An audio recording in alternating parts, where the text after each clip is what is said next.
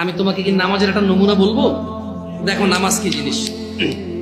আল্লাহু আকবার বললে, তুমি সানা পড়লে, আউযু বিল্লাহ পড়লে, বিসমিল্লাহ পড়লে, আলহামদুলিল্লাহ রাব্বিল আলামিন মানে সূরা ফাতিহা পড়লে, সঙ্গে যে কোনো একটা সূরা হইলেই হলো, সঙ্গে যে কোনো সূরার বড় একটা আয়াত হইলে হইলো, অথবা ছোট ছোট 3টা আয়াত হলে চলবে। আমি কি তোমাকে ছোট 3টা আয়াত পড়ে শোনাবো? আউযু বিল্লাহি মিনাশ শাইতানির রাজীম।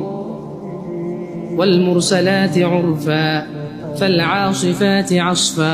2 আয়াত হয়ে গেল। আল্লাহু আকবার। এরকম ছোট 3টা আয়াত পড়লেই হলো।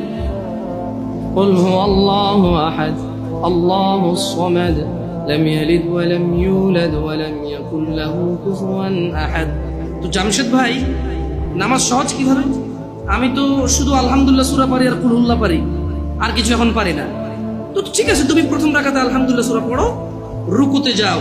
আচ্ছা, প্রথম রাকাতের রুকুতে সুবহান রাব্বিয়াল আযীম, সুবহান রাব্বিয়াল আযীম, সুবহান রাব্বিয়াল আযীম। দ্বিতীয় রাকাতের রুকুতে কি অন্য কিছু?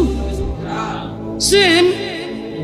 আসলে কি প্রথম রাকাতে যেটা পড়ছি ওটাই, যদি 3 নম্বর রাকাত হয় তাইলে আল্লাহ 3 নম্বর রাকাতেও রুকুতে সেম, ভিন্ন কিছু না।